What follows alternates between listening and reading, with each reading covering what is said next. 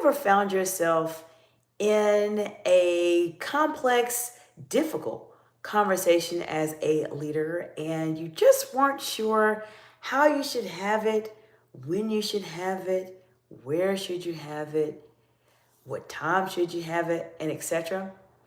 This is going to be a great video for you. This is a question and answer live video just for you because I know difficult conversations is a topic that so many people really do struggle with as leaders, and I want to help you on your journey. Feel free to ask me any questions as it relates to the difficult conversations that you may be having here pretty soon.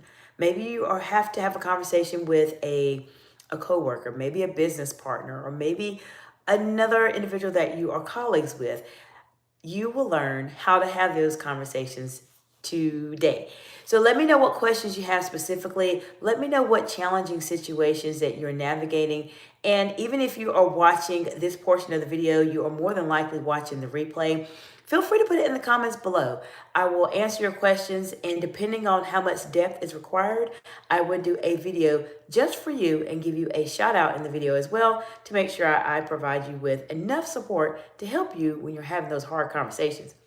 Now, if you are new to me, welcome. I'm glad that you're here today. And if you're one of my amazing subscribers, welcome back. I'm glad to see you again.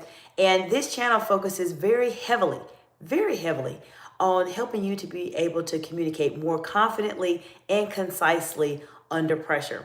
If you are in my direct target audience that I provide executive coaching and consultation services to, which are women in leadership, I'm happy to have you here. If you are not in the target audience and you are a man in leadership or someone that is just not a leader just yet, but you're trying to learn more about the process, I'm glad that you are here. I guarantee you that you will learn something that will help you to communicate at a higher level than your peers. Now, let me know what questions you have as it relates to how to have difficult conversations. I will share with you a couple of strategies that I have used over the past 20 years as a C-suite executive, a manager, and a director to help me be able to navigate difficult conversations and to make them not so difficult. Now, before I go into that, I do want to say one thing. I apologize because my voice is not the normal baseline, as I've talked about many times on my channel, that I normally have because I'm a bit under the weather and a bit tired. But I want you all to know that I'm still here. I'm still present. I still feel energetic inside, even though my voice may not sound as energetic as it normally is. But I'm here really to support you any way that I can on your journey. Now, this is a really great opportunity for you to ask me anything as it relates to this topic. This is a live, so there's a point in time where the audience will start to join specifically. Therefore, give me just a few moments so I can say hello to them, and then we'll talk about your questions and your answers. So I want to say hello to Jen1227. Welcome. If you have ever, welcome everybody that's on the live. If you've ever been in a situation where you need to have a hard conversation and you didn't know what to say, how to say it, when to say it, this is the best place for you to be at today, this evening on YouTube. Ask me any questions as it relates to having hard conversations, or perhaps if you're dealing with a very challenging situation as a professional, as a leader in your workplace. Let's talk about it. I'll give you over 20 years worth of insights to help you be able to overcome those challenges. And if you like this information so far, you absolutely want to watch this video and consider subscribing to the channel where I help you be able to learn how to communicate more confidently and concisely as a leader when you're under pressure. All right, I want to say hello to Fidel Borrego. 1005 says hello Fidel, how are you doing today? Welcome. Fidel says, what's your name? My name is Dr. Jacinta. Nice to meet you. Let me know what part of the big beautiful world you all are joining from today, and what challenging situations or scenarios are you facing right now where you might have a hard conversation. Let's talk about it in the description below, and I'll share with you some insights that I have done to help me make these conversations not so difficult. So Jen sends some smiley faces. It looks like smiley faces, I believe. So welcome. Hope you're doing well today. Well, I'll share with you a couple things that have helped me over the years to not have difficult conversations be as challenging. I do want to first preface this by saying the following, that when you are trying to develop yourself as a leader and really elevate how you're communicating under pressure, and having a difficult conversation is definitely a time when you are going to be under pressure, there's a couple things that you want to keep in mind that you're going to need to focus on. The most important thing that I have done, that I do with a lot of my clients that are women in leadership, is to provide them with what's called an executive strategy session. Now, executive strategy session helps you to get the big picture of where you're going in your career, what type of moves you need to make, and what are some things that you actually need to do to help you move forward in your career specifically. Now, if this is something you're interested in, you're in my target audience of women in leadership, then put it in the comments below. But if not, let's talk about everything else as it relates to hard conversations. So I want to say hello to Stefan Tronalone. Hello, Stefan. How are you doing today? Hope you're doing well. Let me know what part of Big Beautiful World you all are joining from today. And would you like to learn how to have hard conversations or difficult conversations, but make them easier? Maybe you're dealing with something right now in the workplace that's really hard and challenging. Let's talk about it. So one of the things that comes up a lot of times when people are having those hard conversations is that they simply do not know what to say. How many of you have ever been in a situation where you know you needed to have a hard conversation with the coworker or with a colleague or with a business partner, or etc., and you just didn't know what to say? You just were like, just said to yourself, I don't know what to say. I've had that happen. It happens often. And one of the reasons why people struggle with difficult conversations is because they put themselves in the category of, I'm having a hard conversation. And sometimes how we plan for those conversations is not the same as you would with a typical conversation you're having with someone that may not be difficult.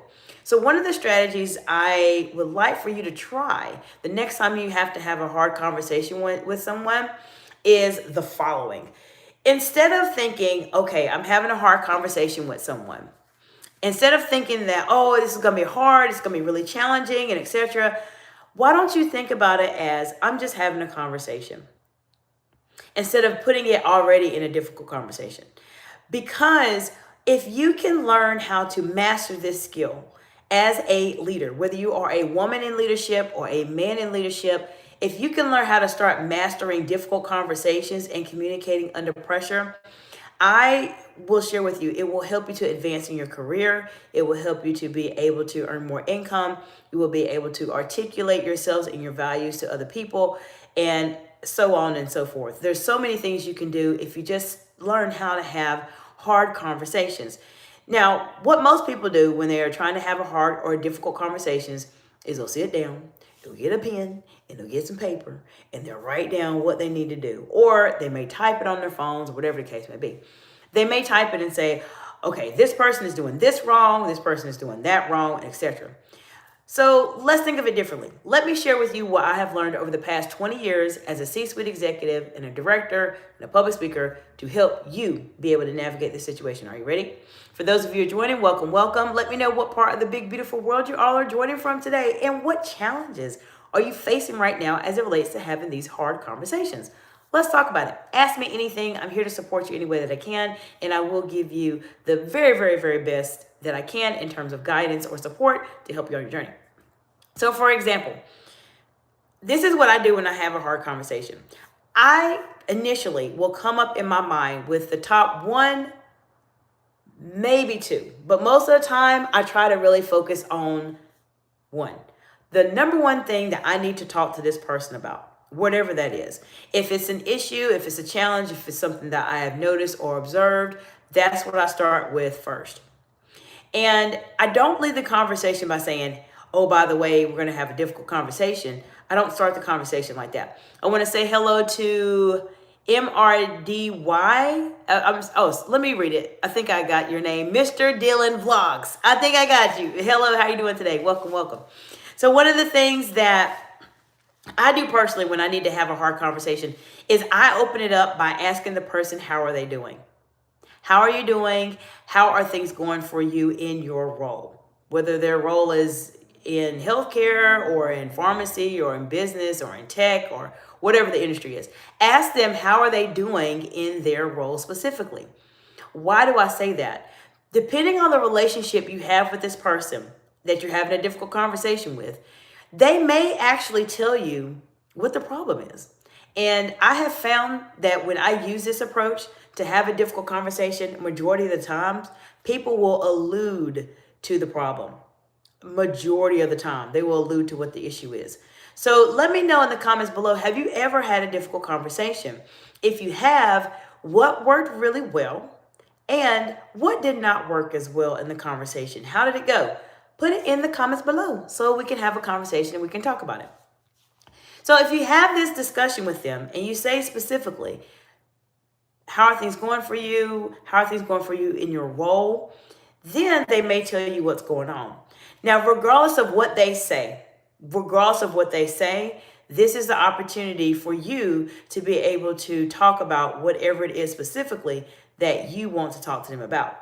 Now, I will say that if you are finding this information to be helpful to you, or you are thinking a bit differently now about having difficult conversations, you absolutely should subscribe to this channel. This is a great place for you to be. And the fact that you clicked on this video means you are at a different level than other people, because my topics are very, very specific to a certain type of person that is very special, especially as a leader. And if you're here, this is a topic we talk about all of the time. I heavily focus on advanced communication skills to help you communicate more confidently and concisely when you're in those very high stakes, high pressure situations, such as interviews, and also with board presentations, public speaking engagements, salary negotiations, just general under pressure situations. So let me know how I can support you. Now, as I mentioned, most of the time the person will tell you something that you can use as information to help you be able to put yourself in a situation to ask those type of questions. Now, I have said, and I want to say hello to Silly Zaitsev 7785. Welcome. Hope you're doing well today. Give me just a moment. I'm going to go to your comment here.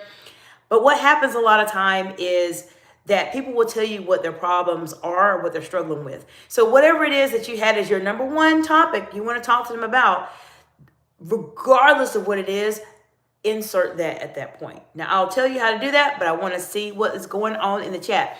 So Silly Zaitsev says, I have a hard time bringing things up to coworkers in blue collar setting because we are all friends and hang out on the weekends as well. How do I go about that? Well, first, Silly Zaitsev, and let me know if I said your name correctly. Well, first, one of the things you want to do is subscribe to my channel. And I don't say that just to say subscribe, because when you are in those situations, because if you're having hard times with, okay, you said just silly, it's fine. Okay, just silly, we'll do silly. So silly, what happens a lot of times is when you're in those settings, you just don't know how to communicate under pressure. And that is really the focus of my channel. There's a lot of videos here, Silly, that talk about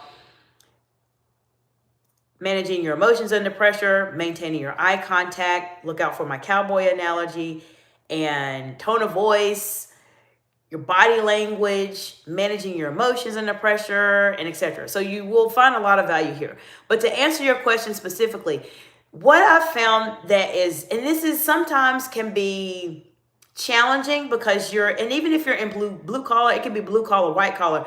Silly, people have the same issue regardless. But when you hang out with people as friends, there's a certain type of way you want to have those hard conversations when you're bringing up things with your coworkers. So let me share with you that what's helped me. And if you want to share any more information or insight in terms of your specific situation, I'll help you cater a response specifically for you. So when you're in those settings, I have found that you're very cordial with people. You already are friends. You're already hanging out outside of work. That's fine. So when you're in that setting, make sure that you lead in with, hey, how are things going? And I would ask that person specifically, just as I mentioned, how are things going in this role? Even though you're friends, Silly, even though you're friends, you can always still ask, how are things going? They may say, Silly, things are good. Everything's great, Silly. Everything's fantastic. I really like it. Then if that's the case and they're a bit more nonchalant about it and they say, oh, everything's good, I'm fine, everything's great, you can start asking a bit about the issue that you have to talk to them about. You can say the following. I noticed that when we are working on this project, this issue, whatever the case may be, specifically in your industry, that this happens. What are your thoughts about that? So if you ask them what are their thoughts about it, instead of saying, look, friend, we've been having this problem. This has been an issue. This is not right. I need you to fix it, for them to be upset with you. You're asking them, what are your thoughts about this issue? And then they may say, silly, I really think that this is something that this is the problem that I see. This is what I want to try to work on with it. And you may say, oh, that's great, because I noticed that sometimes you may work in this project this way. And I know your suggestion that you just mentioned highlights something that is actually going to be really helpful. So silly, a good structure to have is to still, whether it's your friend, your coworker, it doesn't matter, still treat them the same. Consistency is so important, even if you're hanging out. Ask them how are they doing? How are things going in your role? And once you find out what they say, whether they say, oh, this is an issue, or they say nothing, then ask them, we're working on this project and we've been having some issues with this specifically. What are your thoughts about it? Or what do you think is going on? And people will usually candidly tell you, silly, what exactly is going on. And your friends, they should absolutely tell you what's going on. They may say, oh, this person is not doing this correctly, or they may be not focused on the job. And then you can lead in and say, okay, I understand that. What are some suggestions that you have that we could potentially do to improve the issue? Let them talk. And then you, silly, because silly, I believe if you're talking to your coworkers, you're in a leadership role already, then you can talk about what you need to have accomplished or what you have found to be very successful. You can say, I've noticed that this particular project does very well when these people are in place. Now, I'm saying vague things, silly, because I don't know specifically what it is you need to talk about your coworkers.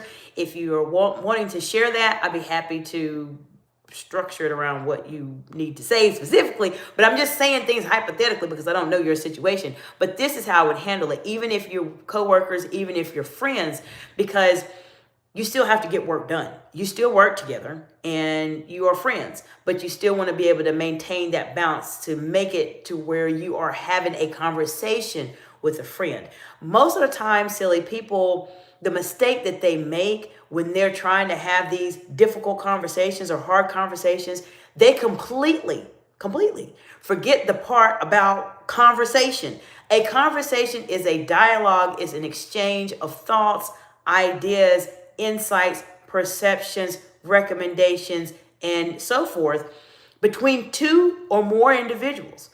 And if you come at it as having a conversation, a genuine conversation to find out what's the problem, how can you fix it, how can you and this person work together to fix it, then it makes it not as hard. If you go into it saying, oh my gosh, my friend is not doing this correctly, they're not doing that correctly, and I got to tell them about this, that's when you start to feel that, as you mentioned, I have a hard time bringing things up. Because in your mind, you're thinking, I have to tell them something bad that they're doing. But let's rephrase your mindset and let's think of it differently. Find out how they can help you solve the issue. How can they help you? And that's why I always ask, what are your thoughts about that? What I'm sharing with you is what I do with my clients in an executive coaching setting. And if you've never worked with an executive coach before, this is what we do. We help you to move forward in your career, handle these conversations, these challenges that come up in a much faster, expedited way, because I'm trained to be able to find out what types of questions will help you to start thinking of things differently so you can change your mindset and be able to overcome some of those challenges. So Silly says, correct. I am the foreman and have 12 years of experience and in charge of people my own age. Specifically, I had a difficult conversation about staying focused and productive instead of chit-chatting. Yes. So one, congratulations for you being a foreman. This is absolutely the channel for you, Silly, for sure. My main focus, my target audience that I work with are women in leadership in terms of executive coaching and consulting services. But on my YouTube channel, I have men in leadership, I have women in leadership, I have people that are not leaders yet. And so the fact that you are a foreman is a very, very important role. And I commend you for that. And having this difficult conversation about chit-chatting, we're going to go into that in just a second. I don't mind talking while working, but if the conversation requires you to stop working to have it, it may not be the right time to have that conversation. Absolutely. So when you have those chatty people, because as you know, silly, we do have those chatty people. What happens a lot of times in those conversations, you have to help them to maintain focus. I don't know specifically if they're in blue collar. Sometimes they have incentives, sometimes they don't, depending on the role that you're in. But one of the things that I used to do when I was in situations like that, and these are some of your friends, as you mentioned, is try to redirect the conversation. I did that a lot. And one of the things that, and for you, silly, you are a foreman. So obviously you're within earshot of hearing these conversations that's taken away from them doing what they need to do. I usually would have a conversation with my team. I did a couple of ways as a C-suite executive. One of the things I would do is if I heard the silly conversations happening, I would ask a question. Hey, everybody, how's everything going? And they'll say, oh, yeah, it's fine. Well, there's a couple things we're trying to get finished before 5 o'clock. So let's see what we can do so we can all enjoy the rest of our evenings and get out of here on time. Everybody wants to leave work on time. Nobody wants to stay late. Well, I guess you do if you want to get overtime. But for the most part, people probably want to leave work on time. So maybe when you hear it, just interject, but not in the type of authoritative way of saying like get to work. You don't want to say that necessarily. Even in your mind, I know you're thinking get to work because you're the foreman. So just interject and say, how are things going? How are things going? I hear, and it depends on what kind of conversation or relationship you have with your coworkers. Sometimes you can joke around and say, I hear a lot of talking. What's going on? What are y'all talking about? And if you come across that way and just be your warm self, because I can tell you seem to be a friendly person because you're very concerned about how you are being perceived with your colleagues and talking to them. So you may say, what are you talking about? Or, okay, we got to work on this project. Whoever your supervisor is, or if you're the supervisor, specifically you're the foreman, we got to get this done by this time. Let's go. Let's get this done. And most of the time that's enough to break the conversation they're having, the chit chat that's going on for them to say, oh yeah, we got to get back to work. Let's go ahead and finish doing our work. That's one way about it. The other thing too is you can set those expectations if you're having conversations with them in the morning or in the afternoon or however you have your schedule structures, specifically silly, to talk about the day. In blue collar, there's a lot of things that you have to deal with. I've dealt with blue collar just with different types of organizations I've worked for and building things. I don't know specifically the industry you're in, but I'm assuming it's like, as you mentioned, it's blue collar. So there's usually a point in time where you have a conversation about whatever it is that you're dealing with for the day. So I would lay out those expectations.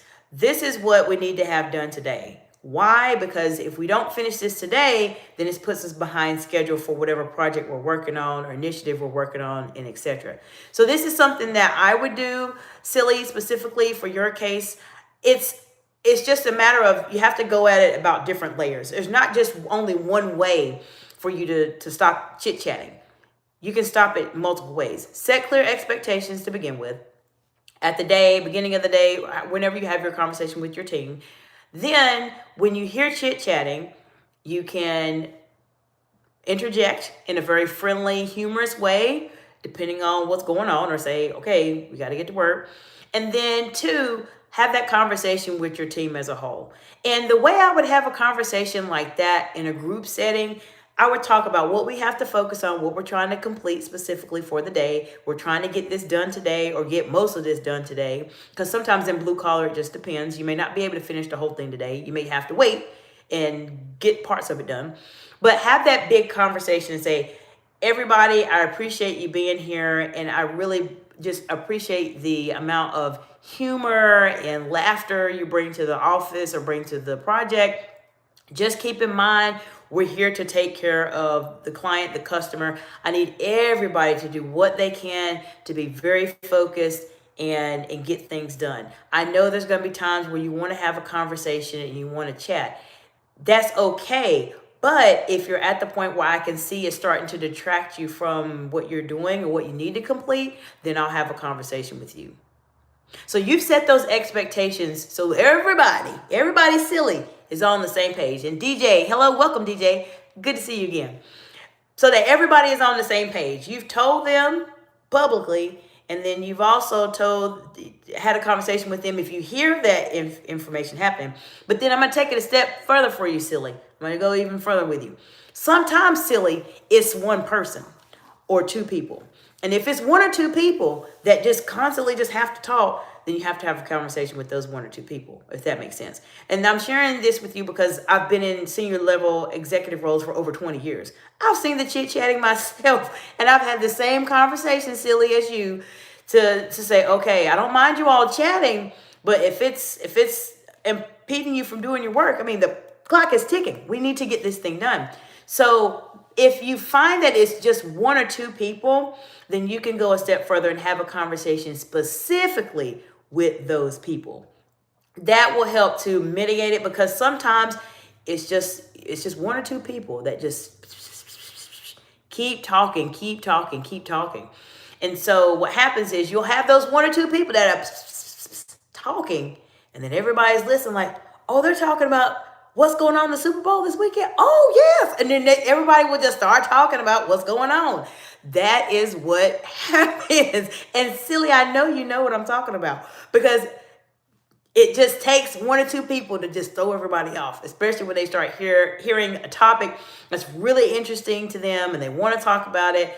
I get it. That's what your break time is for you all to talk about that. But I hope that gives you some insight in terms of how to have those conversations with your coworkers. Even though you hang out with them, even though you have a good time with them, there are still ways for you to still be the foreman and be able to still be that very fun leader that they want to support and work with, but still be able to get them on track if they're chit-chatting too much. I've done this, and I found that it does not come across as too aggressive. Another thing I want to tell you, silly, silly, I could talk about this all day, as you probably could tell. But another thing I could mention to you also, silly, is your tone of voice is going to be key. If your tone of voice is higher or lower, that determines how people will respond to you. I have a couple videos here on my channel specifically where I talk about establishing your baseline. So if you look at any of my videos on my live tab where I talk about tone of voice, I'll talk about that. So that's something you can take a look at and just get some insight on. But knowing how you communicate on a day-to-day basis is really important, because then you use that information to elevate, lower your voice, depending on what it is you need to talk about.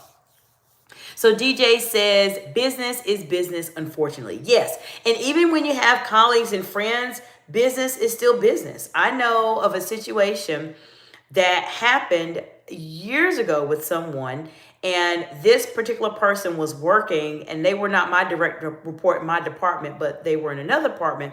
What happened is that they had a person that they were pretty good friends with. Unfortunately, what happened to this friend is that for some reason, this friend always had something going on. I always had to call out of work. Something was going on personally. It wasn't necessarily family related, but it was just some drama. Like there was some reason they had to be out of work all the time.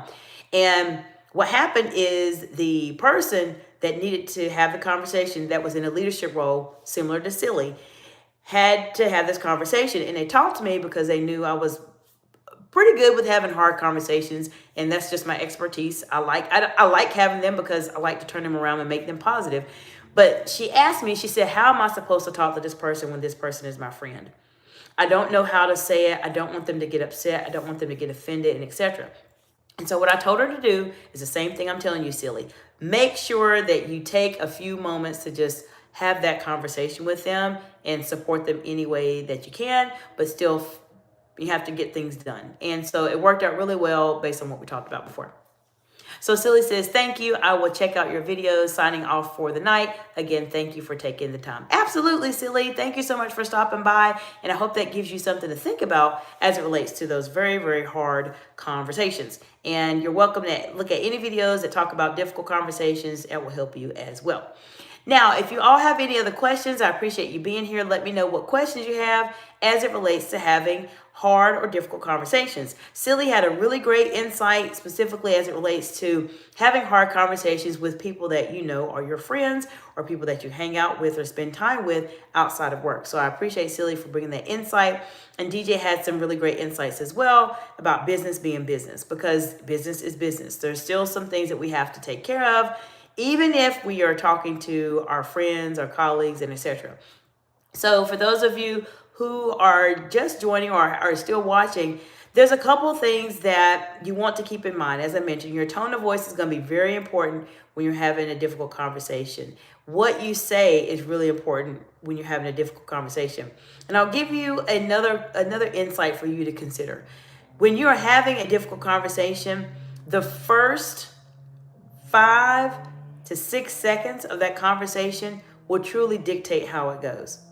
So, for example, if you come into or having a difficult conversation with someone and you say, Mr. Smith, I need to talk to you about X. Your tone of voice and what you say is already putting Mr. Smith on defense. Or you may say, Mrs. Jones, I need to talk to you about this issue we have. Already, Mrs. Jones is on defense. She's like, what is this person gonna talk to me about? So you don't want to do that. You want to set it up to where you're having a conversation. And as I mentioned earlier, many people think difficult conversations have to be difficult. They do not. The one part that people forget as it relates to difficult conversations is the fact that it's a conversation. As I mentioned, it's an exchange of ideas, exchange of discussion points, of recommendations, suggestions, insights, perceptions, all of those things. It still is a conversation. So this is something just to keep in mind. If you ask and start your difficult conversation as I have done and what I've shared with you today in a way that says, how are you doing today? That automatically does not make the conversation feel so difficult. The person isn't on defense when you say, how are you doing today? Unless you are that type of person that just intimidates people and they're really scared, which that happens to me sometimes. But this is something you just keep in mind, that if you ask it that way, people tend to be a bit more relaxed and they think, oh, okay, we're just having a conversation and etc. So DJ says, I can't stand toxic people and I can't stand when the boss won't cut the cancer out of the work area. Yes, DJ, we could talk about this for a long time, friend. So this is a really good point. And so toxic people, for those of you who do not know or watching the replay, is something that is a big word nowadays. Previously, they called them different things. But yes, toxic work environments can really impact you multiple ways. And majority of the time, when you're in toxic work environments, it impacts you mentally because you're basically going to work and you're working hard at work, but then you're working even harder in your mind to try to not deal with these people. And it's something that you definitely don't want to do. And DJ, I agree with you 100%. If you're in a toxic work environment, get out at some point. Or if you cannot get out immediately, then start planning your exit. That's why contacting me for an executive strategy session will help you do that. But you want to be able to plan your exit, because sometimes people can't just up and leave their jobs specifically. I understand. We all have responsibilities and things we have to take care of, but staying there is not going to help you. And DJ, I know many people, and you probably do too, that have been in toxic environments and they just stayed because of the money. Well, that's fine, but ultimately, is the money really worth your sanity? And that's a question that people have to ask themselves. Some people say, I don't care. I'll just deal with the toxic environment. But there's other people like DJ that says, no, I don't think so. And I agree. I absolutely would not deal with that either. And I will say the other thing, DJ, that you brought up a really good point about in terms of when the bosses will not cut the cancer out of the work area. A lot of times there are certain situations that come up in this scenario. And I'll give you some insight. I could talk about this literally all night, but as I mentioned earlier, I'm a little under the weather today, but I wanted to make sure I was here present with you all. There's a couple reasons, DJ, why sometimes the bosses will not get rid of the cancer in the office. And I'll just go over these pretty quickly. And if you all want me to go in more detail about this, I will. Some of the reasons why the bosses cannot get rid of the cancer in the office, and this is behind the scenes, this is me showing you from the C-suite, things that you may not think about or know about that actually happening back in behind the scenes. One of the main reasons that the bosses can't get rid of the cancer is because they have not been consistent in terms of how they communicate or how they address issues with their team. So for example, you may have this cancer, DJ specifically, and with this cancer person or this toxic individual, They may have been doing things incorrectly for years and have no one has said anything to them. And you notice that a new person starts and then they start making the same mistakes. And then they are the ones that are reprimanded or have a conversation about the issue. But the person that is a toxic individual is not. And you wonder, well, why is that? Why is that the issue? Because the manager, the leader, is not consistent. That's one of the most important things about being a leader. Whether you're a woman in leadership or a man in leadership, you have to be consistent. If you're not consistent, it will come back and cause you problems in the future, especially if you're building your executive presence. Consistency is key. So that is one reason why people are not able to get rid of people in the office that are being more toxic, because they haven't been consistent with everybody else. And so what happens when you're in that situation is there's a process. You can't just walk up to someone and say, you're fired. You can, but typically if you work in an organization, there's a process for that. There's human resources. You have to determine, are you going to fire them? Are they going to get unemployment? Like, how's that process all going to work out? So sometimes if they're not consistent in the process, they almost have to basically start the clock on everybody over again. And everybody that makes a mistake or does something that needs to be corrected, everybody has to have a conversation had with them, with those individuals. And then it makes people feel as if, wait a second, why is this manager talking to me now? And I've been doing this for years. And so sometimes managers don't have the, I would say, the courage to reset the clock when they need to reset the clock. Sometimes you have to. So that's one of the reasons why people do not get rid of people, because they're just not consistent in how they're having how they're having difficult conversations when issues come up. Second is that they may be highly unhealthy, in an unhealthy way, dependent on that person. Now, that may be something that you all are not expecting me to say, but as I mentioned, I'm going to share with you what I know and what I have seen that actually in reality does happen from the executive world. Sometimes they may have a very unhealthy dependence on this person. And let me explain with you what I mean specifically. That doesn't mean they're having an inappropriate relationship. It doesn't mean that at all. But it means that there is something that the manager has done or used to do that they have delegated to this person. And now this person does it better than they do it. And they don't want to be the person to give them a hard time for them to quit and leave, because then they have to go back and do that work.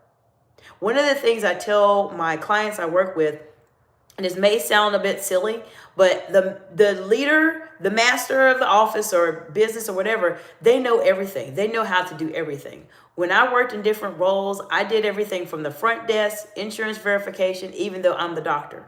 I need to know how things work. So if something happens, I can easily step in if I need to.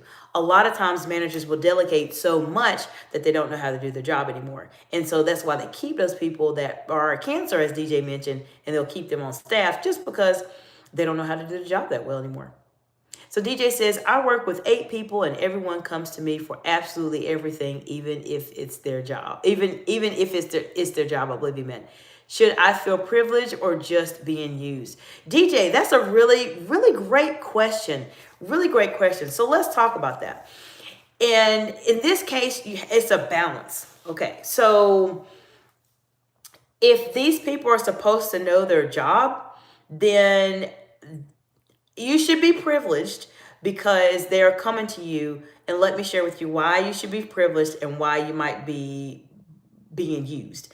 So you may be privileged, and you are privileged because people see you as someone that is very intelligent, which I know you are because you're watching these videos, but they see you as someone that is being very intelligent, very insightful, that knows what's going on and that can resolve the issue and be able to explain it to other people in a very articulate type of way. That is a privilege because many people do not reach that level, DJ. Many people that are managers for decades do not reach that level, DJ. So that's good. That's very good. That in itself is a privilege because you do want to be that person, that leader that can support other people and help them. However, the part of it in terms of where you may be being used possibly is that if these individuals are coming to you for everything, as you mentioned, and they know it's a part of their job, then they're being lazy. I don't know there's not a nice way I can say it. There's not a politically correct way for me to say it. I will just tell you what it is. They're being a bit lazy, because if they know exactly what they're supposed to do and coming to you for it, either they just want to come and talk to you, DJ, and they may just want to just have a conversation with you because you just happen to be a really great person to talk to. Or they may be just wanting to say, oh, that's too hard for me. That's too hard. Let me go find DJ. And then they'll find DJ, and then they'll ask you questions to ask and get you to fix their problem. So that in that aspect, you might be being used just a little bit. So it's a combination of both, I think. Because if they know how to do it, they should know how to do it. Now, how do you fix this? How do you solve this issue? The best way for you to solve it, depending on your role specifically, is whoever is your director, your manager, or if you're the manager, etc., have a conversation with them and tell, if you are not the manager, have a conversation with your manager, your supervisor, whoever your leader is, and say, I need to do a bit more as it relates to this task. I'm having a very difficult time doing it because everybody is coming to me and asking me questions about things that they should already know how to do. Is there some type of training or remediation or re-education that we can do with our team specifically so they can be more competent in these roles and they can stop asking me every time about it? So I would have that conversation and phrase it in a way of that it is impacting your productivity, which is impacting the productivity of your department, of your organization. It's costing money. Everybody listens to things when it costs them money. So that may be a way you might want to phrase it when you're having that conversation. So DJ said you nailed it on the head. Exactly. It's a combination of both, DJ. They're privileged. You are very privileged, but they're using you too. So we have to stop that. You're still going to always be privileged, but you have to get some guidance from your leadership and let them know this is what's going on. I need you to help me. I know I'm very good at this role, but I can't do everything. I still have to do my job. And that is taking you away from doing your job. Because I've seen this so many times over the past 20 years. This is what happens. Now, if you are the manager and you're the person that is in charge, there's a different way that you handle this. So when you are the manager, figure out what is the most common question, issue, problem, scenario that people are asking you about. There is some consistency there. There's something that is the same. I don't know specifically what you do, DJ, but there's something that they are struggling with. And it may be something that's complicated. And so if you're the manager and you find out that 7 out of 8 people are coming to ask you the same type of question, then that means there's some type of re-education that your team may need, or they may need some additional support in terms of exercises or whatever the case may be that you do in your organization to help them improve. And as a manager or as a leader, if this is your role specifically in this scenario, then I would allot time to have a retraining with them or have some type of discussion in terms of how to help them be successful so that they stop asking you those questions. Now, if you notice that it's different things that people are asking about, then as a leader, this is the version if you're the manager, then put it all together, the most common questions you're asked, and walk your team through how they can respond to these issues so that they can move forward, and train them again and tell them, now you've been trained, so you should be at a place where you should be able to do this independently, and leave it at that. So there's different ways you handle it. If you're in a situation where you are not the manager, contact your manager, tell them what's going on so they can support you. If you are the leader and you're the manager, then find out what everybody's struggling with, have a time when they need to have some training, and set it up that way. I have done that many times. I've been the manager majority of the time. And in those situations, I'm doing exactly what I'm sharing with you exactly what I do as a C-suite executive, as a senior executive. So DJ says they always want my opinion on their job, even though they've been there longer than I have. I think people are nervous anymore and scared to take chances. Probably so. Probably so. And if they're asking your opinion, if they're asking you for your opinion on their job, and they've been there for a long time, then you already are someone that is highly respected as a leader. And that's where the privilege comes into play, DJ. Because if people have been there for a long time and they're asking you about it, they see you as somebody that knows what's going on. And I definitely would highly consider in your role that you're in right now, or depending on what your career trajectory is or what your plans are, you are in a position where you should start advancing in your role, because you have peers that are already talking to you and communicating to you in that way. And I've been a leader. I've seen leaders do very well, and so I've seen leaders do not so well. And typically people that are in situations like yours, DJ, specifically, are on their way to do very well in their roles. So you may want to consider advancing in your specific department or your industry or whatever the case may be. You're getting to that level, if that makes sense, where you are at a place where you probably should start thinking about where you going in your career, where do you want to advance to, what's the big goal, and start making those steps, because it takes a long time, DJ, to build trust with people. And if they're starting to trust you, that is one of the very first fundamental things you have to have as a leader, is some form of trust with your teammates or with your colleagues or your coworkers or whatever the case may be. And you're right. Sometimes people are just nervous now, especially with the way things are now. I've seen so many posts on LinkedIn, and because LinkedIn is where I spend most of my time, sometimes on Instagram. And of course, actually, I'd have to say I spend my time here on YouTube because I'm here all the time with you all. But I will say that the job market right now is very, very challenging. There's a lot of people that are struggling. And it's not because necessarily they're not qualified. Sometimes it's the interview. And I help my clients with interview preparation. I help my clients be able to secure multiple six-figure jobs and positions by helping them interview better. But sometimes it's just the economy. There's a lot of things that are going on in the federal government, and some businesses may just be a bit more reserved in terms of hiring additional support. And so I can understand, DJ, for sure, why people may be a bit concerned or worried about their jobs and etc. Just be as straightforward as you can be, but then just be mindful in terms of the conversations and what you say specifically, because you are in a leadership role. And even though I don't know if you're the leader or not, but when you are in a leader role or people perceive you as a leader, you have to conduct yourself differently, even if you don't have the title. This is a part of building yourself as a leader, because leaders think a little bit differently, they act a little bit differently. And when you say something, people are watching you. They're watching you. They're like, what is DJ going to say? What is DJ going to say? So they're watching you to see what you're going to say, and they're listening to your every word.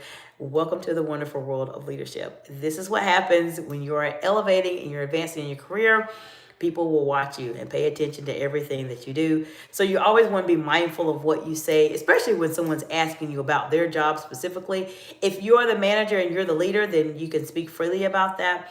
If you're not, you just want to be mindful, because sometimes people, they may not say anything, but you just don't want to be in that situation where you say something about their job and then they say, well, DJ said whatever it was. And then that gets to your manager, and then your manager says, well, DJ, why did you say that? So you just have to always be mindful in terms of the conversations that you have with other people. That doesn't mean you can't be yourself. You still want to be your authentic self, but you still always want to be just mindful, just very, very, very intentional in terms of what you're discussing and what you're not discussing.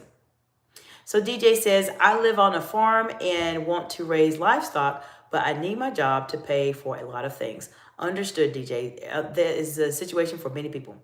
So DJ says, and in this economy, I can't quit, but my dream is to make enough money every year to stay home to raise animals. I think that's great. That's fantastic. So from an executive coaching standpoint, let's talk about that. So if your goal right now is to live on a farm and you want to raise livestock, but you need your job right now to pay for a lot of things, and the economy is kind of tough. Okay. One of the things I'll share with you, DJ, and in terms of just helping you maybe just think about things differently, if you have something very big that you want to do, I was just listening to a gentleman on the school. I'm a part of the School of Mentors. I don't know if you've seen James Dumoulin before. He asked a lot of people about, what did you do to be a millionaire, and stops them on the street and talks to them. So anyways, I'm a part of that group. And I would say one of the things, if this is what you want to do and you already live on the farm, what are some things that you can do right now with your skill sets that you have that you could potentially be able to earn income doing. Because when you're at that place, DJ, and I'm sharing this with you because I'm a business owner also, and I've been in that transition. I know how it is. I know what you're feeling like right now when you're trying to do something big that you really want to do, but you're still kind of stuck. Is you have to earn more income. That's what it comes down to. And one of the things, and I think you're a part of our life, is when you're working at your job, you have to start making that balance to determine, okay, how much am I going to give at the job? Am I going to give 100% or am I going to give 95? Or am I going to get 85 because I want to be able to have a little energy to work on my business later on? So it'll come a point in time where you have to make more income. Now, there's different ways you can make more income. Okay, so you can have your own business or side business that you start, DJ, where you're generating income from that. You may want to do more investing and trying to invest in dividend stocks and etc. You may want to do something along those lines. There's a lot of different ways that you can start generating additional income, but I would, because you're very accomplished, I can already tell. I've just been around leaders for 20 years, and I can pick up very, very quickly if someone is doing something really well, and if they're going to do really well. And so one of the things I would say is just think about your skills right now, because you have a lot. Is there something else that you can do outside of your 9 to 5 that will help you to generate more income? Because if you want to live on a farm and you want to be able to raise your livestock, that's a big mission. And that's something that is so much needed in the world today, especially here, depending on where you live. But it's something that's really needed. And it costs a lot of money to operate a farm. I will tell you that right now. It is expensive. And DJ, I'm sure you will say the same. Farming, there's parts of it that are not expensive, but there's a lot of it that it does cost money. So it has to come a point in time where if this is your job, this is your income has to go up in order for you to make that full transition. And the only way you can do that is if there's something going on while you're working. And this is the whole concept that people talk about, making money while you're sleeping. So for example, DJ, not sure if you're on social media or not specifically, but just take some time and think about, what are you really good at? So all those people that come and talk to you at your job and they're asking you all these questions, what do they come to DJ for? And think about, well, okay, I'm very good with this. How can I turn this into something I can generate income off of? Maybe you could write a book. Books are great ways to get royalties if you self-publish and you're getting constant money from people purchasing your book whenever that time comes. Or you could be starting a business. Maybe you're doing your own consulting as it relates to farming because you live on a farm. Maybe it's something with your current job you have that people are asking you a bunch of things that you could turn into something that you can monetize and make money off of. Maybe you could start a YouTube channel. I will tell you, YouTube is a little bit longer of a process. YouTube is a long game. YouTube is not your short game. You'll have people on here that will tell you, DJ, I started my YouTube channel and I monetized in 30 days. Okay, maybe they did, but I don't know how they did it. Did they pay for people to be on the channel? Because that is a little bit harder to do. Maybe if they have their own social media audience of hundreds of thousands of followers, it might be easier, but it's a lot that goes into YouTube to become monetized. Maybe you do something on Instagram, TikTok, maybe you have a website. There's a lot of things you can do, DJ. So just talk to me and maybe we'll talk through a couple things. So DJ says, may I ask a question without crossing the line? Sure. I've thought about starting a YouTube page. Does it pay? If you don't want to answer, I understand. Absolutely. No, DJ, I'm here to support you any way that I can. I'm not that type of person, DJ, at all. I actually am here to support you any way that I can, even if it's outside of what we talk about, leadership and communication, etc. I talk about all kinds of things on the channel. We've talked about Bitcoins, kids. We've talked about cars. We've talked about all kinds of stuff. So to answer your question, let me talk to you a little bit about YouTube and specifically what happens in the wonderful world of YouTube. So does YouTube, your first question is, you've thought about starting a YouTube page or a channel. Should you do it? Yes, you should. Does it pay? Yes, it does, but not really. Not initially. So let me explain. There's different levels of YouTube, and this is like a crash course, DJ, and you're welcome to ask me any questions, friend. I'm here to help you. But this is a crash course into YouTube, so you know. When you start a YouTube channel, there are different ways for you to monetize your channel. Now, YouTube has their own ways of monetizing, but then you, as a business owner or someone that has a side business or a hobby, can monetize your own channel as well.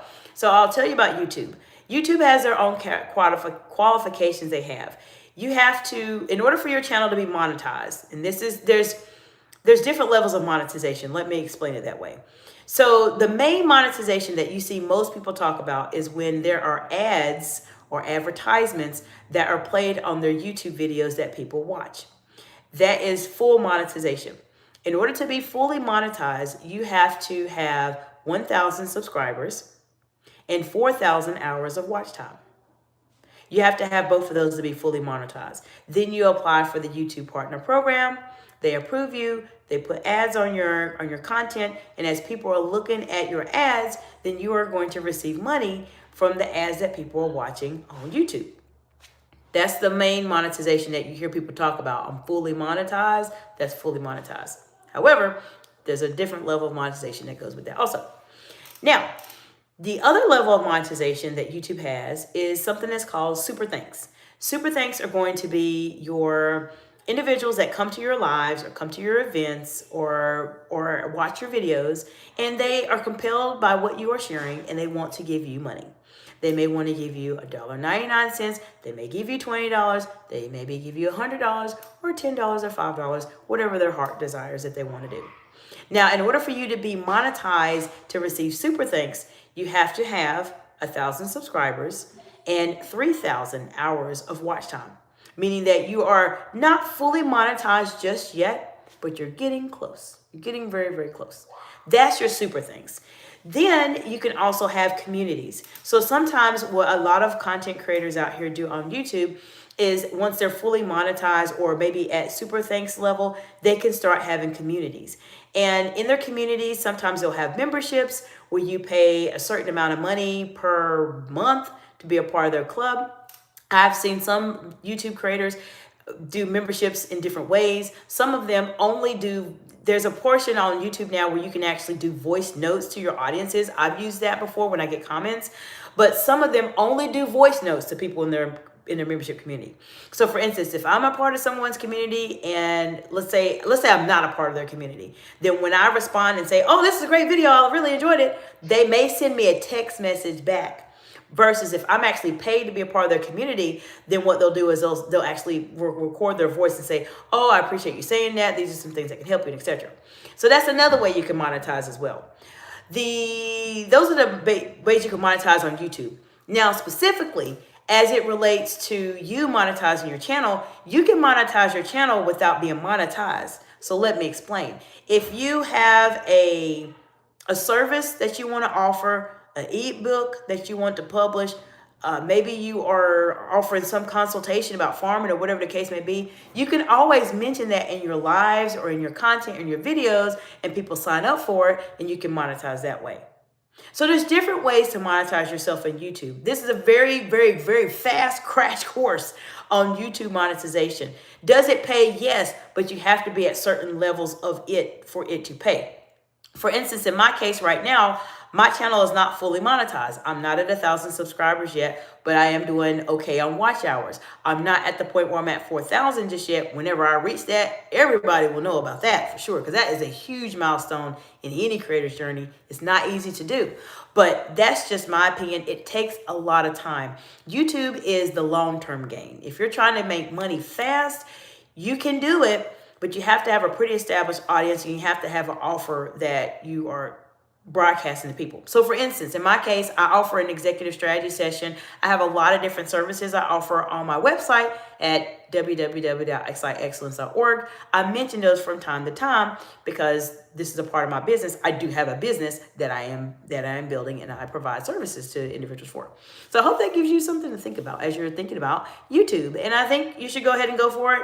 Absolutely. Live streaming is a bit different. I've done a lot of live streams where I'm on YouTube's live streaming research panel because I've done so many. So if you decide to do live streaming, you just have to be prepared. I tell people all the time, YouTube is like the wild, wild west. It just depends on sometimes what comes on the lives. If you have really wonderful people like yourself, DJ, or if you have trolls, they grow. As your audience grows, so do the trolls. I'm telling you that from my experience because I have seen my channel grow, and I have not really ever had issues with trolls until I started growing here recently. So that's something to keep in mind. DJ says, so if I start making shorts on YouTube, what is the best phone with the best camera in your opinion to take these short videos for best quality in your opinion? Okay, so one more thing I forgot to mention to you. For full monetization, you have to have 10 million short views. So that takes a little bit, but that is the other part of the full monetization. So to rephrase, and then I'll tell you about cameras. Specifically, you would have to have full monetization, 1,000 subscribers, 4,000 hours of watch time, or 10 million short views. Those are your full monetization criteria. Now, to answer your question about using your phone, I don't know what phone you have. I am a iOS person. I've been iOS for a decade or so now. So currently I am using a iPhone. My business phone is an iPhone 16. My personal phone is an iPhone 15, I believe. I think. I don't even keep track of them anymore. But an iPhone does really good in terms of quality. I don't know if you're an Android user. I've used Androids before when I was been in different leadership roles because they were company phones.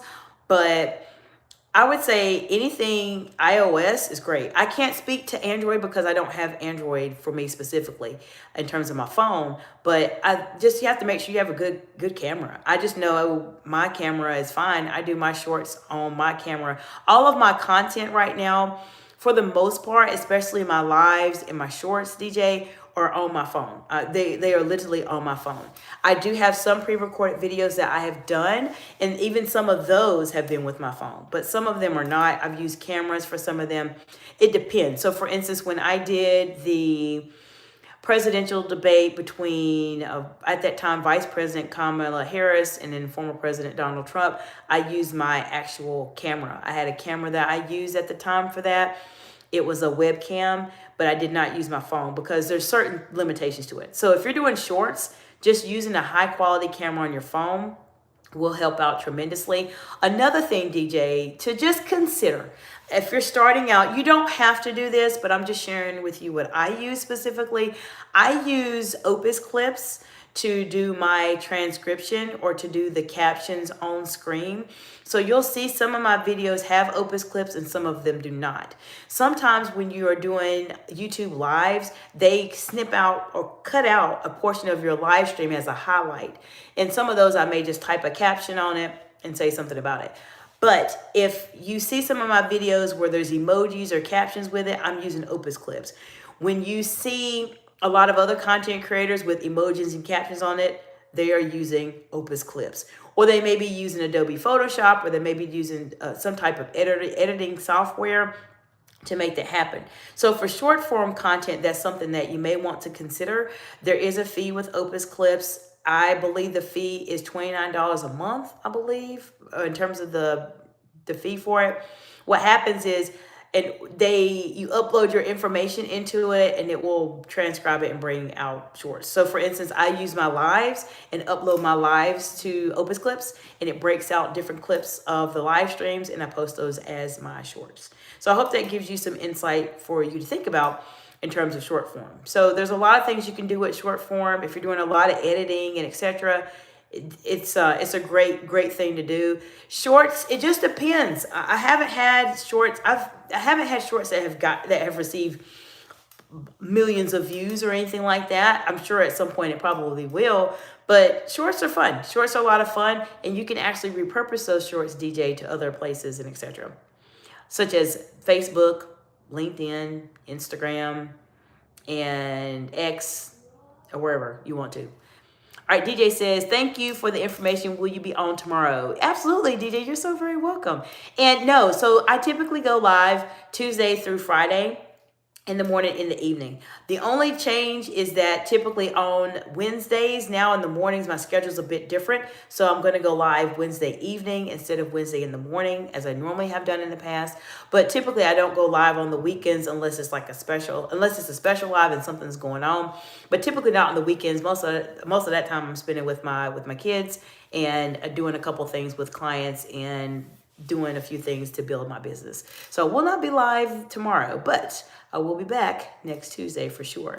So if you have any comments or any questions, DJ, I'm here to support you any way that I can. If you look at any of my videos and you see something that comes up and you're wondering, oh, I remember something like this happened to me, I would like to get some insight, just type it in the comment and I'll do a video just for you, DJ, to help you on that. And then also too, if you have any questions and you want to reach me directly, you're always welcome to contact me at Excite Excellence on Instagram, on Facebook, on LinkedIn, and Dr. Jacinta Lamontai on LinkedIn as well. All of that is in the description below and on my About page on my YouTube channel. So we've talked a lot about different aspects of difficult conversations, and we've actually branched into career advancements, which is something that we talked about earlier this morning in terms of advancing your career. Had some really great insights from DJ and some great insights from Silly also. And I appreciate you all being here and adding just so much live and just energy to our lives and really great questions, because many people are not able to watch the videos live. They watch the replays, and all the dialogue that we have here is helping somebody else on their journey. Any other questions that you are sharing or a thought process you're thinking about, there's other people that are on the channel or subscribed or maybe haven't subscribed yet that are thinking, I used to struggle with this. How did they do this? Or how did we navigate it? And we just need to have a conversation. That's what it comes down to. So I appreciate you all so much. I hope that you have an absolutely fantastic, amazing weekend. Enjoy the weekend if you're here in the States. It is a big weekend for us here.